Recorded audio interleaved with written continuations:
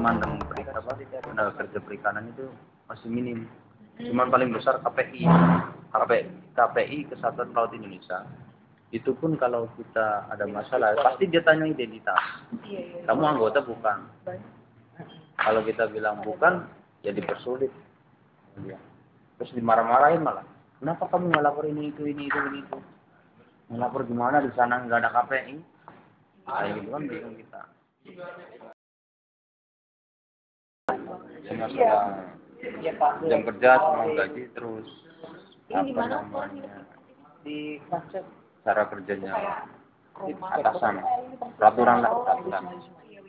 Jadi masalah gaji misalnya kayak seperti saya kemarin gaji pakainya PKL Indonesia, sedangkan kapal yang masuk ke negara New Zealand itu harus perjanjian PKL New Zealand. Ini dari PKL itu perjanjian kerja laut. Jadi dari harus punya dua sebenarnya, harusnya dua dari Indonesia satu, dari New Zealand satu. Tapi kenyataan cuma satu. istrinya orang Lombok. Yang dari New Zealand itu diumpetin sama pihak Korea. Karena dari New Zealand sendiri itu pakainya per jam.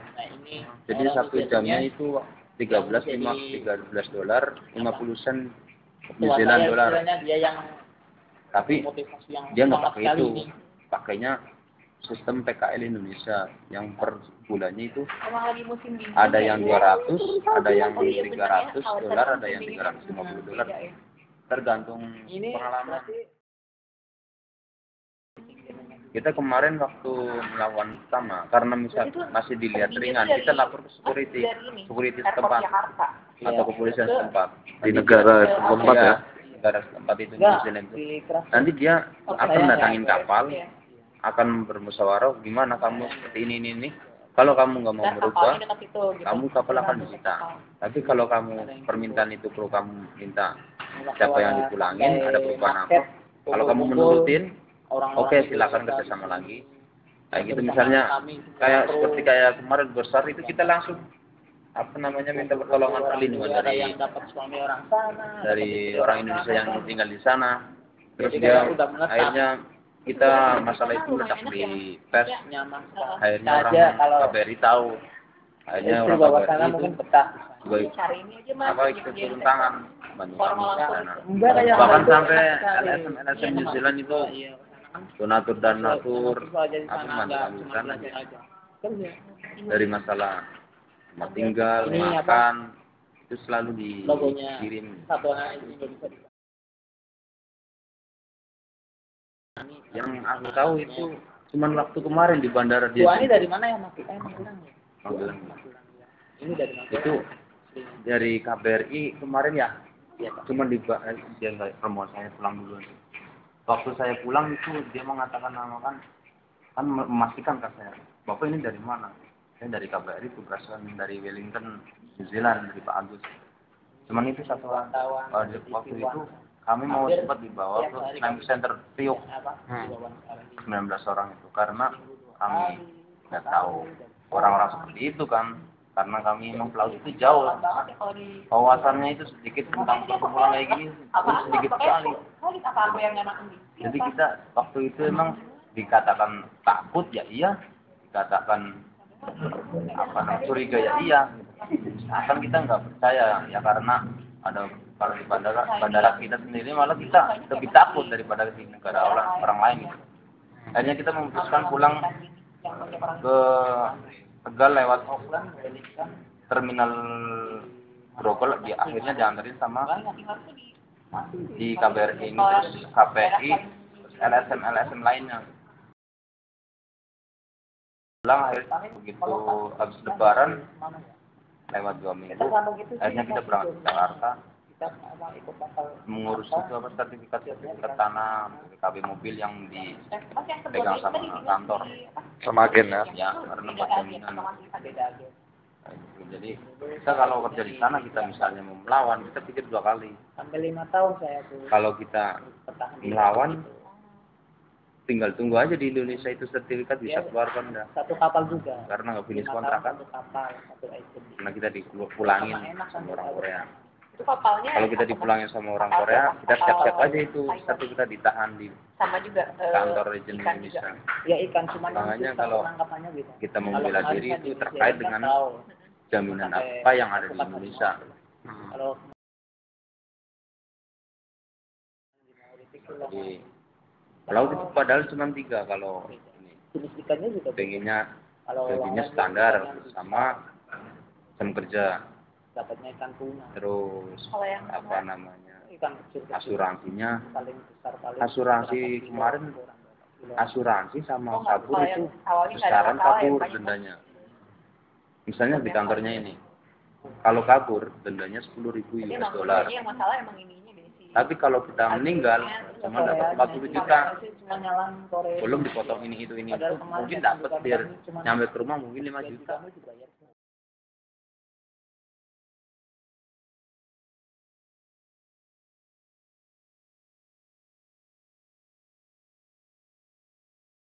Pertama itu dari jam kerja persatuan lah, itu harus kompakan sesuai dari antara walaupun Korea, beda tempat dia punya asal aturan usulnya sendiri. dari Jawa atau Madura atau mana. Pemerintahan Itu juga kalau dipakai. kita Saya pecah, terapkan peraturan itu orang ini, asing ini. itu akan mengetahui kelemahan Kok kita. kasusnya ini kayak Tapi ini. kalau kita kompak, orang asing itu akan memandang atau Kalau menyegani kelihatan kita gitu, menghormati kita.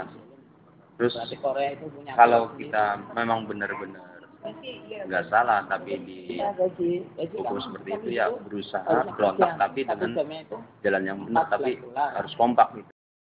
Hingga kini status perlindungan BMI Pelaut atau ABK belum mendapatkan perhatian dari pemerintah. 3 perusahaan perekrutan yang memberangkatkan awak kapal FVO yang 75 ke New Zealand, yaitu PT Oriza Sativa, PT Nurindo Mandiri Internasional, dan PT Pancakarsa Mandiri. 2 yang terakhir adalah anggota SIMA, Consortium of Indonesia Mining Agency.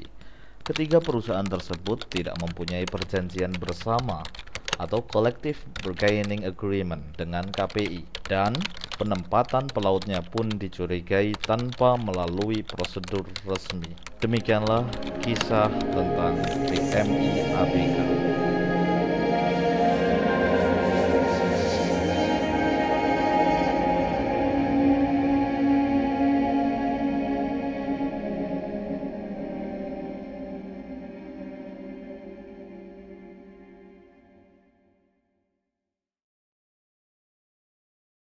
Pemirsa, di dalam penerbangan Malaysia Airlines MH370 ternyata ada 2 penumpang yang menggunakan paspor palsu. Fakta ini memunculkan spekulasi adanya kemungkinan teror dalam hilangnya pesawat tersebut.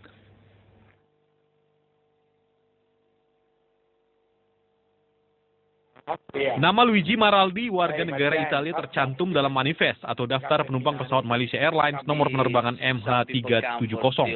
Namun Luigi ternyata tengah berlibur di Phuket, Thailand. Kepada polisi, Luigi mengaku paspornya tersebut telah dicuri. Maybe some people come for steal my passport, and I seen my passport maybe nobody can use again. Because when I come back to Italy, I talk with police, Italian police, for lock my last passport, and think nobody can use. Lalu siapa penumpang yang menggunakan paspor dan nama Luigi? Bukan cuma Luigi, satu nama dalam daftar manifest, Christian Kozel asal Austria juga menggunakan paspor palsu. Pembawa paspor Luigi dan Christian ini juga diketahui membeli tiket bersama-sama. Inilah yang kemudian memunculkan spekulasi kemungkinan adanya teror dalam pesawat MH370 yang keberadaannya hingga kini masih dicari. Ada 2 orang pakai paspor palsu, ya. Kalau orang menggunakan dokumen perjalanan yang palsu, pasti dia mempunyai niat dan maksud tertentu. Kita nggak tahu maksudnya apa, niatnya apa. Sebab kalau orang tidak punya maksud lain-lain, dia kenapa mesti pakai yang palsu? Oke. Kemudian ada juga berita terakhir, ada 4 orang yang membatalkan penerbangan. Ya. 2 itu mungkin kita serahkan pada orang yang mengerti, tapi itu adalah juga perlu ditelusuri kemana nanti. Apa tujuannya? Kemungkinan terorisme bisa aja, tapi perlu data-data lebih lanjut. Namun kemungkinan teror ini sudah dibantah oleh pihak Malaysia Airlines, apalagi tidak ditemukan adanya bukti ledakan. Tetapi lolosnya 2 penumpang dengan paspor palsu di Bandara Excalibur Kuala Lumpur International Airport sangat disesalkan. Penyelidikan tentang adanya penumpang misterius dalam pesawat terus dilakukan untuk membuktikan adanya faktor teror dalam hilangnya pesawat MH370. Tim Liputan RCTI melaporkan.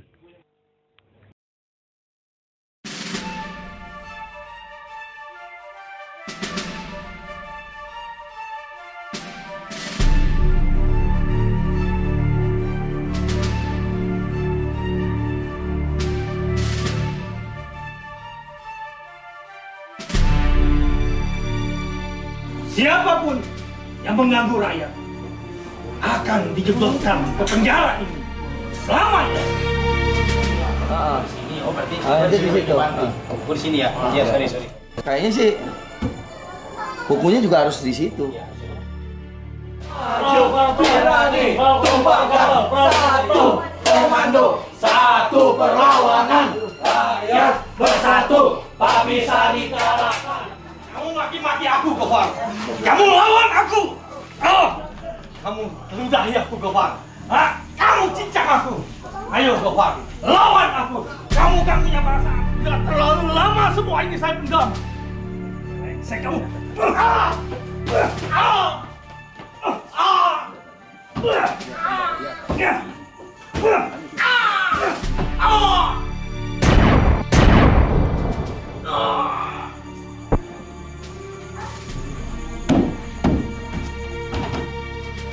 Teater setelah teknik adalah gagasan.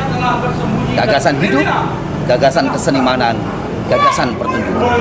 Tanpa itu, semuanya adalah nol. Tonton Ampuni Kapal Selam, Teater Kanvas.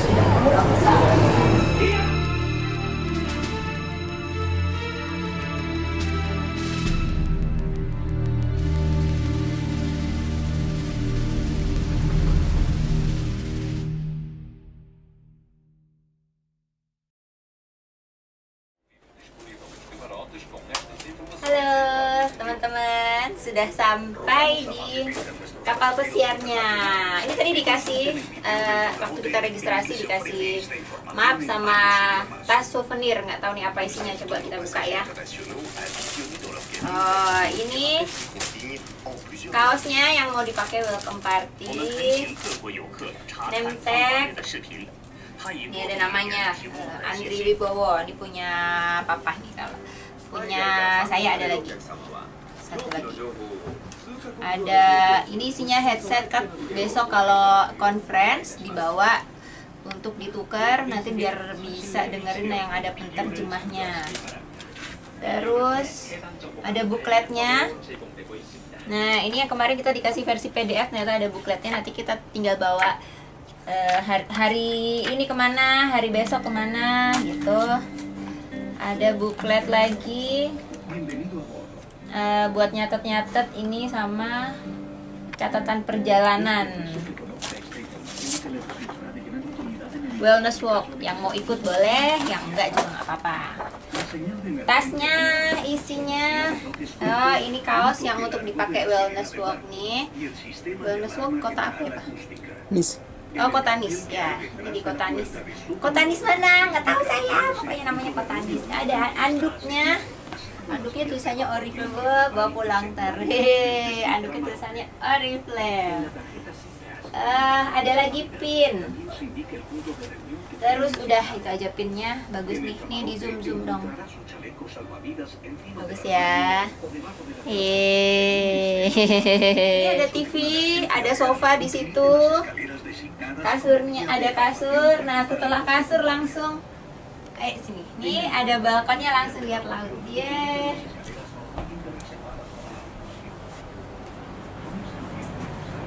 Waduh, bagus banget. Jadi nanti kalau mau pose, kalau malu di ujung kapal, di sini aja bisa pose begini. Ini aja dulu teman-teman reportasenya, reportase. Nanti kita bikin video lagi, besok business conference, nanti malam ada welcome party, dress code-nya tadi yang dibagi. Nanti akan kumpul dengan leader-leader Oriflame di seluruh negara-negara Asia. Ikutin terus ya.